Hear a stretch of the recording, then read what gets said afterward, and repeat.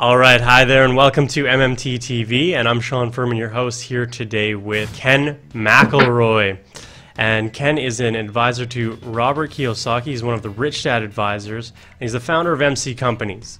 So today we're going to be talking a lot about property investment and management and what it takes to be a real estate entrepreneur. So Ken, why don't you give us a little bit of background on how you got started in real estate? Sure. Well, actually, I started with a 2-bedroom, 2-bath, just like a lot of people. A lot of people start with a condo or a home and then discover that they like the business. And so that was my first investment. It was basically just out of university.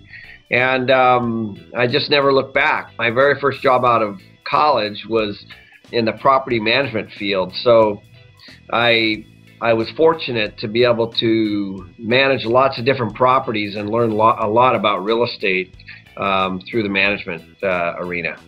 Yeah, so what were some of the main lessons that you learned from working with different types of property? Is there something that you found easier or better or more profitable? There's a bunch of things I've learned. The first thing is a lot of people chase low-priced, cheap deals. And there's a reason that they're low-priced and cheap.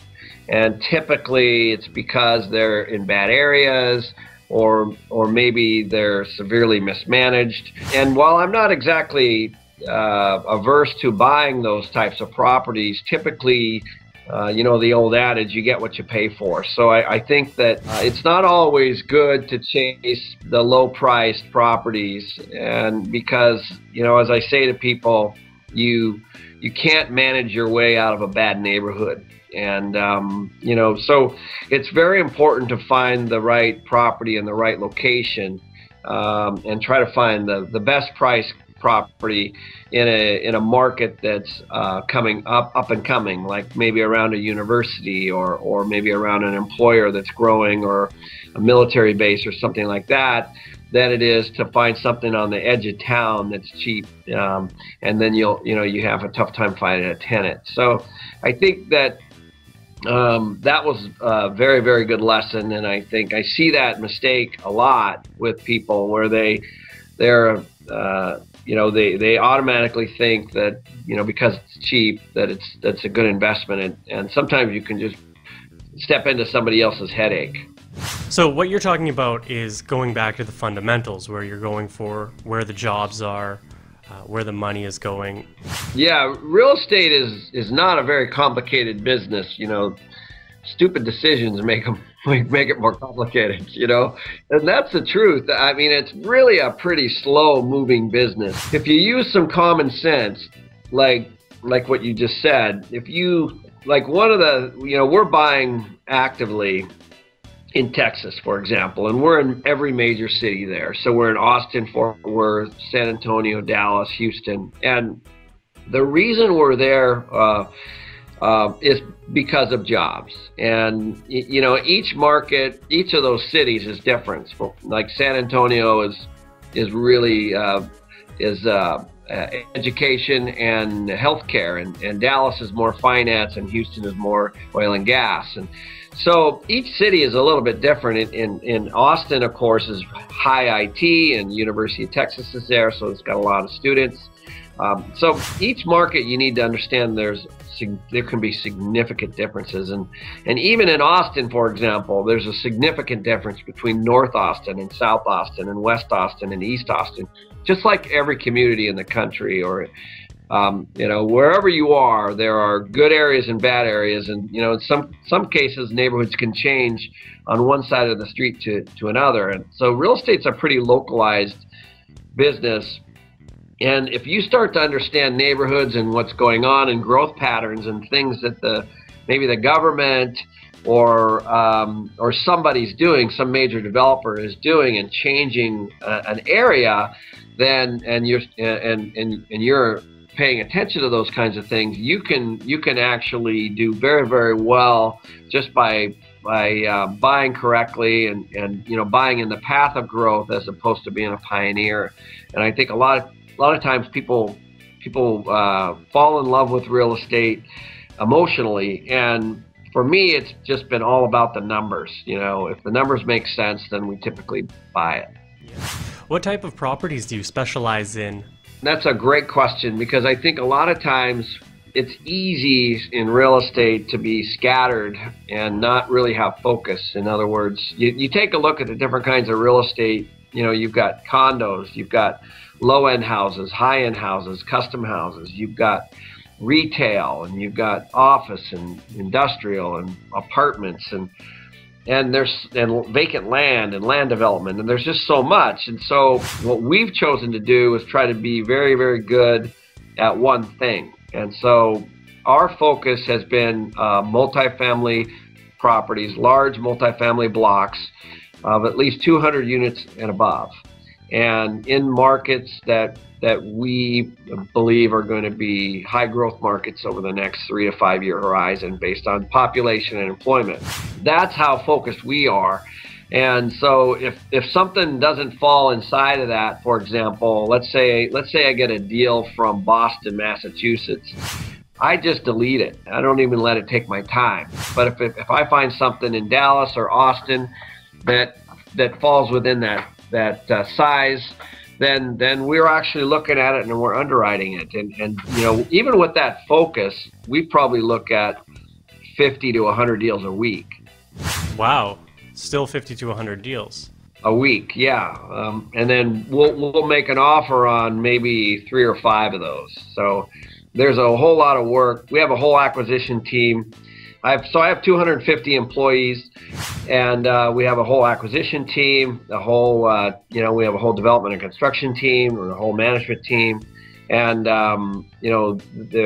these people are very, very busy trying to find good properties in good areas. So you started with a 2-bedroom condo, now you're doing 200 plus units. What's the difference between the acquisition of a condo unit like that and the entire building like you're doing today? It's a great question, because there's actually not that much difference. It's funny, you know, there's a seller, right? You still have to negotiate a contract with the seller. You have to go out and find a loan, and you have to find a renter. What I found is, believe it or not, and this is contrary to what a lot of people might think, bigger is actually easier, because when I start to buy 200 unit property, there's 200 tenants there, let's say, and there's a full-time staff that property supports. So a 200 unit property might support a staff of 5. So it might have a manager, maybe a leasing agent, 2 maintenance people, and maybe what we call a porter that picks up the grounds every day. So now I've got a staff of 5 that actually helps me lease apartments, clean apartments, and so then it becomes easier to manage. So on the smaller properties, as you know, if a tenant moves out, and you basically have to go over there and find all those people to release it or clean it and all that stuff. So there's actually a lot of similarities, but the bigger properties are actually easier. And the only other thing is, when it comes to credit, a lot of times when you're trying to buy a property, a single family, let's say, the bank is looking at you personally. They're looking at your credit score. They're looking at how much real estate or how much debt you have, what your income is. And in the larger properties, they do look at those things, but you can imagine that these larger properties, the lenders are actually looking at the property themselves to pay back the loan. So they're looking at the management team. They're looking at, does the property support the loan that we're looking at giving you. So they actually look at the real estate as more of a business, and then they lend against the property. So it's very, very different. Would you say that a beginning investor or someone who has just a few properties under their belt, if they're doing single family homes, would you say that they should make a transition to larger properties, or they could very easily? Yeah, they could. It depends on their time. So I always tell people, it depends on what you want. You can't do the business that I'm doing part-time while you're still working. And I'm not advocating people to give up their jobs by any means. But there's a certain amount of time that's required, and if you're gonna be all in, and you want to grow a portfolio, you have to take the time.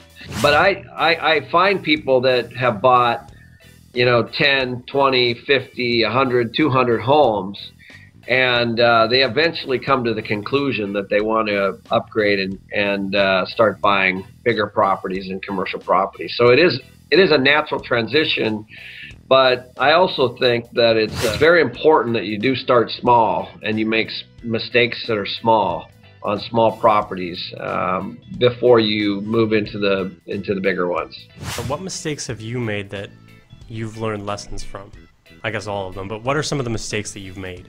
I'm still making mistakes, I think. I've made a lot of mistakes. The first mistake I made was that I believed that that you needed a bunch of money to make money. And that could not be further from the truth. What you need is an education. So, in other words, if you see a deal that you believe will be a good deal, trying to find the money for it is actually relatively easy. Because everybody wants a good deal. The problem is most people don't know what to look for. So education is far more important than the money. That's number one. Robert Kiyosaki and I have a funny saying. We always say, the bigger the brochure, the worse the deal. So, and because most good deals happen on the back of a napkin, and they happen very quickly. And while it's important to put a business plan around most deals, if something has been on the market a long time and somebody's spending a great deal of time and money to market it, typically it's not as good of a deal, because most good deals fly out the door. And then the last piece that most people don't give a lot of consideration is the management. I can't underemphasize the importance of a good property manager, and a lot of times people select those people at the very last minute. They buy the property and they, oh, by the way, we need a property manager. It's almost like a check the box thing.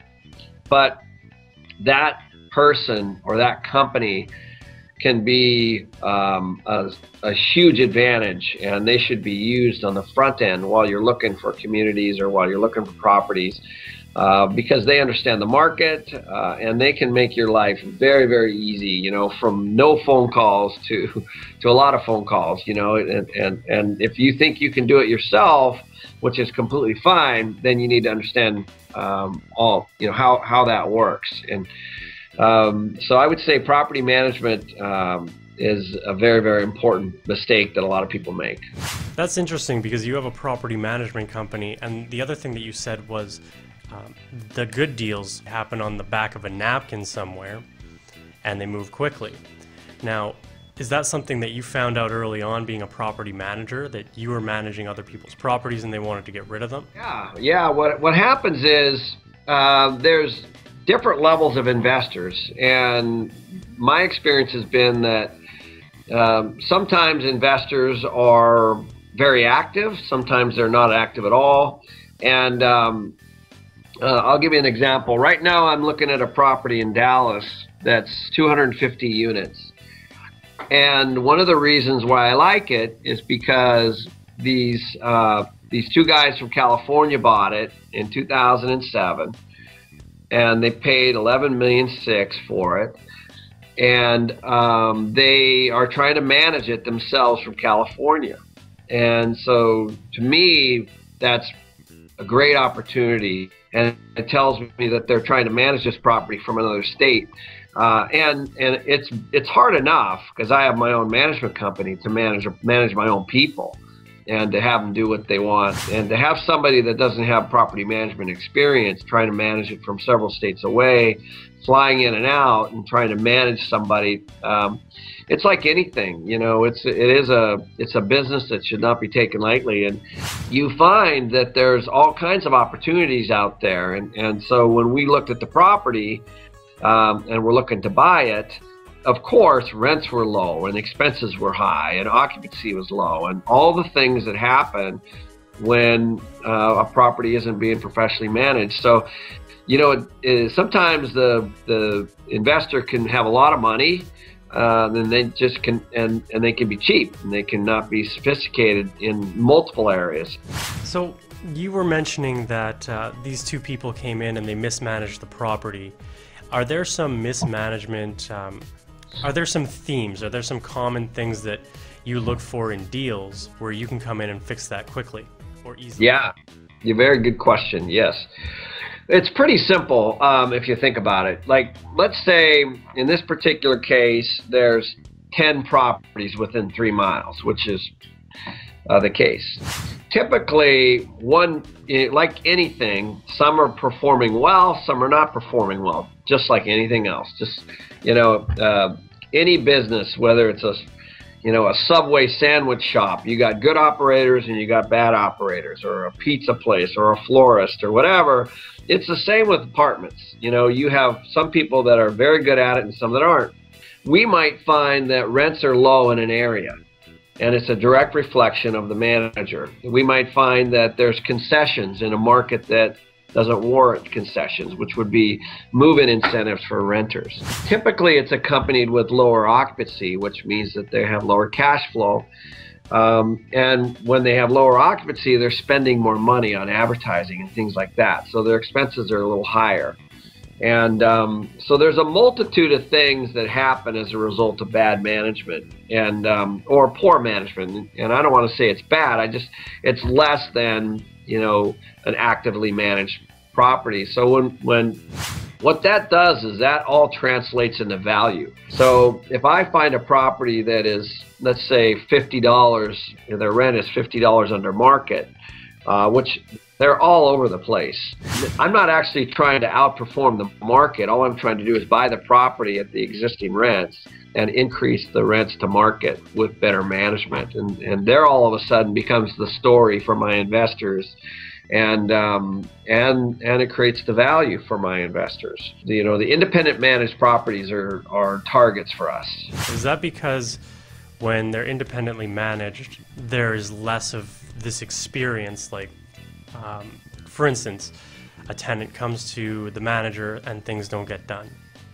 Yes, that's exactly right. Yeah, because there's management is intense. You have 200, 300, 400 people living at a property, there are issues. The other thing that happens, I've found, is sometimes the managers, a lot of times they're judged on occupancy. So sometimes they're letting, less credit-worthy people in. And so then you create all these other issues with regards to people being able to pay their rent or not. And so there's usually some rippling effects with that. So sometimes if people aren't paying their rent, then the owner's having a tough time paying their bills. And there's a whole lot of legal expense associated with that. You have higher turnover because you're having to bump those people out because they can't pay their rent, and you have to find new people. But when you do that, you have to advertise the unit, you have to clean the unit, you have to maintenance the unit, and so there's a lot more stress on your staff. So there's a whole bunch of things that happen as a result of just letting the wrong tenant in. My experience has been that if we can find properties that have those issues, if you have the right management team, there's a whole bunch of opportunities that can be had by being able to turn that community around. And then of course the neighborhood loves it because you're basically upgrading the tenant profile, and the property runs more efficiently. But a large property can take well over a year to turn around. Yeah, and I've had that experience in the building that I live in. It's 172 units. And the reason I still live here is because I'm still in Winnipeg. But when the management company changed, it took over a year for it to get back on track. And once it was amazing to live here. Yeah, exactly. And that goes on everywhere, every country, every city. The management company has a lot to do with the service and the community. And you brought up a very good point a minute ago, which was, what happens if somebody comes in and they have something wrong in their apartment or wherever they are, This same thing can happen in a commercial space or an office or a retail. You know, they're going to landlords and they need things fixed. Maybe it's a leaky roof or a parking lot or a lighting or whatever it could be. The responsiveness of the management is very, very important. And so, you know, we have a full-time person in our office that's dedicated to what we call resident retention. We have 8,000 units. In our whole company, we have a full-time person dedicated to call or email that person and try to make sure that their experience when they moved in was a good one. And invariably, even with as much as we manage and are focused on making sure that the experience is good, it's not always good. So it's very, very important that they have an outlet, the residents have an outlet here at the corporate office to be able to communicate, and then of course we communicate back to the management of that particular property, and that's all part of what we call resident retention, because if we can lower the amount of turnover in a property, and it lowers our operating costs and increases our income. So one thing I wanted to touch on was you said that that the tenants determine the value of the property, or you didn't say it that way, but you said that you want to have good tenants in the property. How do you ensure that you have good tenants? Well, we run a criminal and a credit and a background check on every tenant, and we also run a sex offender check on every single person. So they fill out an application, and there's certain income guidelines and that we look at, just like you would if you were buying a home. And so we run, and the tenants pay for it. It's $50, and they get their own credit run, and then from there we make the decision. But it's not a judgmental call. It's very much a standardized reporting method that they either fall within the range or they don't. Yeah, so you're still going to have the people that are going to cause a ruckus and make a you mess, could. I'm sure. Yeah, you do. And, you know, it happens. You know, we got, especially in student properties, you know, students like to load up and they like to party, and there's lots of extra cars. And, you know, sometimes you might find 4 students in a 2-bedroom. And, you know, there's just things that happen that you learn as you start to manage more and more properties. And there's ways that you deal with them. So, I think, again, it's experience and finding somebody who can handle those particular deals and be able to preempt a lot of problems. Mostly it can come from, if you find the right tenant in the beginning and put them in there, and then you take care of them. Oftentimes you can make sure that they never move, because like you experienced, you know, they're happy with the new management. They're responsive. There's things being done at the property, and they make it more of a sense of a community. What's the deal that you're most proud of doing? Well, the one that I'm having the most fun with at the moment is one that I bought in San Antonio. I bought 680 units there, and I bought it directly from the bank. Bank of America took back the property, and we bought it for, I think the note was $26 million, and I ended up negotiating the note to $20. The property was 50% vacant, so you can imagine it had 300 units vacant, over 300. And but again, these are opportunities, and so because I have the management team and the capability to fix a property like that, I was not afraid of it. So we ended up spending about $5.2 million on the exterior. We put new roofs on, we painted it, we cleaned the landscape up, and then we had a lot of money on the interior as well. That's part of that 5.2. Within a year, we had fixed most of that, and now we're in our second year. And properties are valued based on their net operating income, which is basically income minus expenses. So as we've increased our occupancy, and we've upgraded the tenants, and we upgraded the interiors of the units, and we've upgraded the exterior, The whole property has increased in value. I just checked last week when I went to San Antonio to check on the property. Almost all the work had been done, and I think we're at 94 or 95% occupancy now. And the property's worth right around $38 million. So in 2 years' time, we've increased the value of this one property by about $10 million, based on everything that I went through. It's really incredible. What were some of the key lessons that you took out from that experience? Just the sheer management of the construction and the interior and the exterior, and the scheduling required a whole different level of management at the property.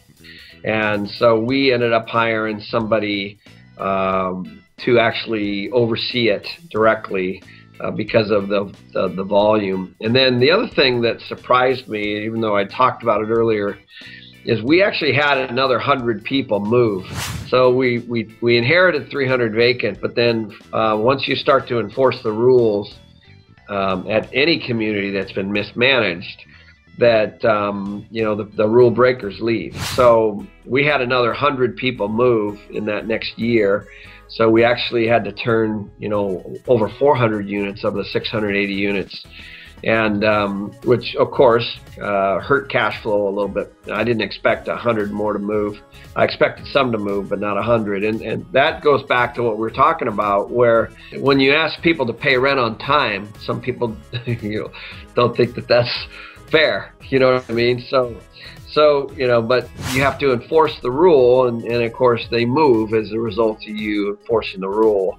So things like that, or maybe they were partying, or maybe they had people in there that weren't supposed to be in there. And so all of a sudden, when you get a management team in there that starts to enforce the policies and procedures that should have been enforced at the beginning, then what happens is you get people to leave. Ken, we're running out of time here. We're close to the end, but I want to close with one question for you. And that's, if you had to start over with nothing today, what would you do? I would probably do the exact same thing I'm doing. That is a great question, because I'm in the process right now of training my kids. They're 15 and 12 to be entrepreneurs. They're on their third business. And I asked my son the other day, because I did a video. Robert Kiyosaki's got a new book coming out in the next 2 weeks called Why A Students Work for C Students. And I did a video, and one of the questions I asked my son was, and he's 15 now, I said, what are the lessons you've learned from starting these businesses and being around me and Robert and some of the others? And he said that you don't need money to make money. And that is the truth. And he's 15, and he's trying to figure out his way. And, he really embraces that idea. It's not just a theory. When he wants something, he's actually getting it. He's figuring out a way to get it on his own. And then when he ends up getting it, whether it's money or his business or whatever it is, he's pretty proud of it because he's done it on his own. And so I think that the takeaway to end the session here is that, whatever you're passionate about or whatever you want to do, there's a tremendous amount of freedom if you're doing something that you like.